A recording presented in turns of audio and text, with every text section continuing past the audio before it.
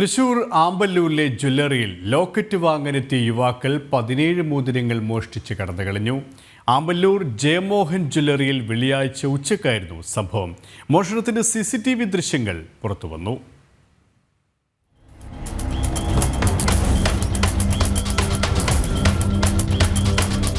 22 gram വരുന്ന മോതിരങ്ങളാണ് നഷ്ടപ്പെട്ടത്.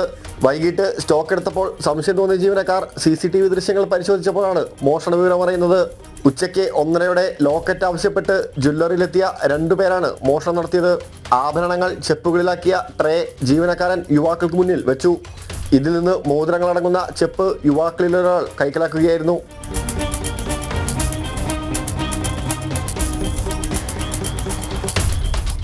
തമിഴ് കലർന്ന മലയാളമാണ് മോഷ്ടാക്കൾ സംസാരിച്ചിരുന്നതെന്ന് ജ്വല്ലറി ജീവനക്കാരൻ പറയുന്നു. മോഷണ സമയത്ത് ഇയാൾ മാത്രമാണ് ജ്വല്ലറിയിൽ ഉണ്ടായിരുന്നത്.